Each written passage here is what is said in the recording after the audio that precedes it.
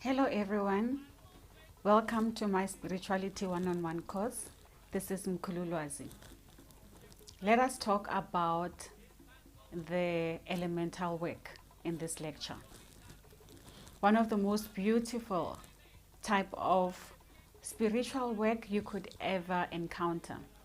Having to understand how the gift of fire works, how the gift of air works, how the gift of water works, and how the gift of earth, the gift of motherland, how the gift of our nature works. That is a part of the overall understanding of the self, of who you are. As you remember that when you are born, there is the water within that breaks from the feminine that says it is now time for this child to be born. So that water, you look at it as a form of giving rite of passage to this child to be born on earth. So they also say that an individual is about 80% of water. That water is in your bone structure.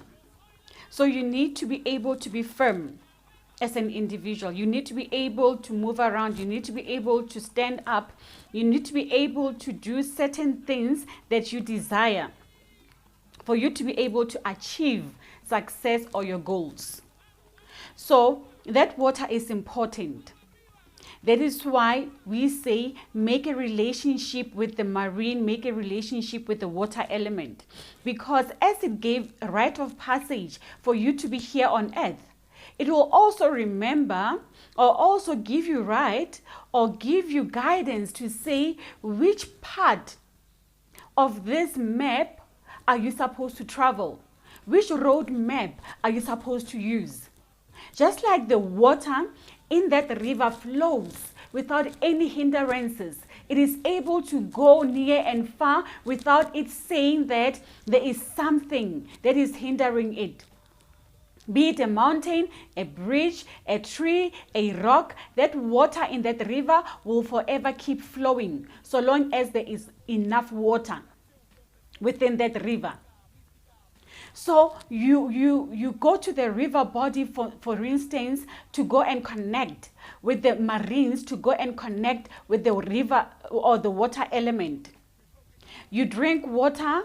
When you are taking a bath, you say your prayers. When you're taking your shower, you make it a habit to say certain prayers. Let it be every morning ritual to connect with the water element. And then you remember that for you to be able to wake up, you need that fire in your body. For you to be able to lift that head, for you to be able to get out of that bed, for you to be able to go to that kitchen, to go to that bathroom, you need that element, which is a fire element, which is your body being able to move around. So you need to have a relationship with the fire element. Sometimes, how do you have a relationship with that fire element? You will have rituals such as lighting a candle, speaking to that fire in that candle. As you pray, the candle flame says something to you. That is one of the first point of contact where you learn about energy work and in terms of fire and understanding to read this fire. Also, in this fire, you start understanding the various elements which are hidden as you grow within you understanding the fire element. That the fire element goes far and beyond. There are certain things that some people are not even aware that exist within the fire. You start even seeing those ancestors who reside within the fire body. As you are doing rituals such as the burnt offering, for instance, you are able to see these ancestors within the fire. They are able to communicate with you. The more you offer these burnt offerings, the more you are able to have a direct link with them, and they're even able to tell you what it is that they desire, what it is that they like, and what it is that they give you. And also remembering, just like the seasons, these ancestors who are for these elementals, the fire, the water, the earth, and the air, they can also resonate within these 4 seasons that we have. So as we can relate to the seasons, we are able to relate to these spirits and say, okay, so you are called the elementals. You are in the 4 directions, for instance, south, north, east, and west. And every element is associated with a different cardinal point. And in the center, it is the ether. The ether being the self. So once we are able to connect nicely and we are able to have a good relationship with all these 4 elements, then as a person who's in the center, who's in the ether, you are able to better structure life and better be aligned. You are able to better be able to achieve things the way you had desired.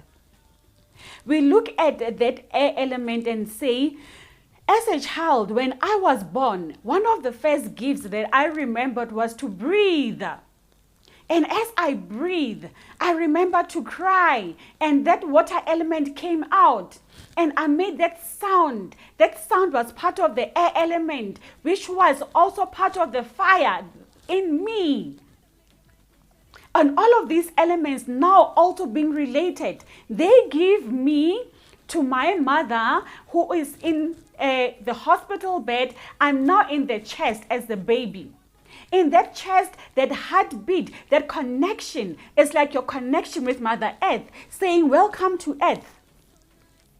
You are now feeling what? You are feeling the ether. You are no longer in that water that you were in as you were in that womb in your mother. You are no longer in that space of channeling from that space where you are in the ether to in the air, and you are upset or you are fearful and you don't know where you are. Suddenly you are in a different environment, which is simply just air, and then maybe some of us get pinched to be reminded that we have to breathe.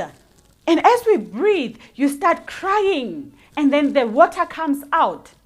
They give you the mother, which is an element of matter, an element of earth. They say to you, now all the 4 elements are embedded in you as a human. Welcome to earth. So when you look at it that way, you realize the importance of having a good relationship with all of these 4 elementals.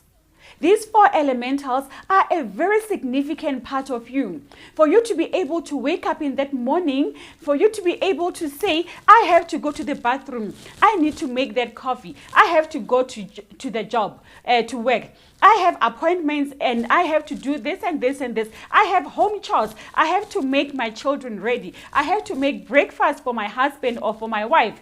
Whatever the case may be, you need all of those 4 elements for you to be able to be attuned with all of those desires, or for you to be able to manifest those things that you desire for that day.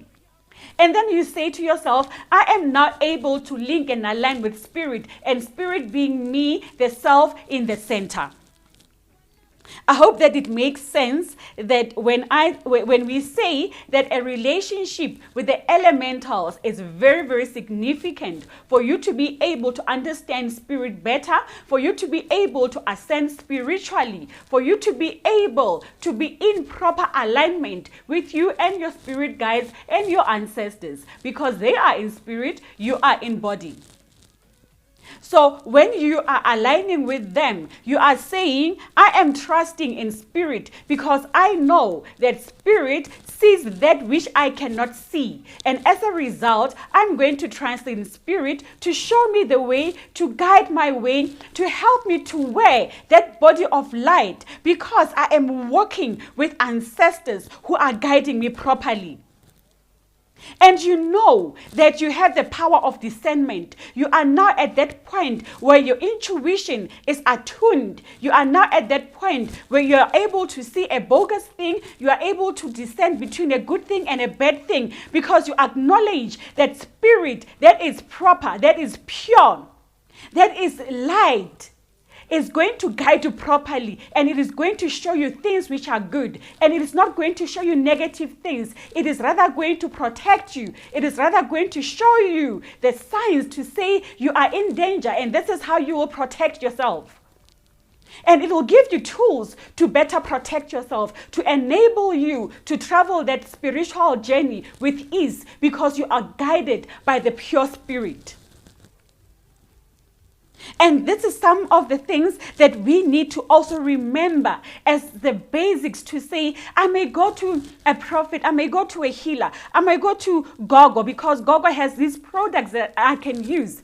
Yes, it is good to use our products, but at the same time, one of the basic things is to be attuned with the 4 elementals, to pray more than an ordinary person, to trust more than an ordinary person, to remember that you have support in spirit, to have faith more than an ordinary person.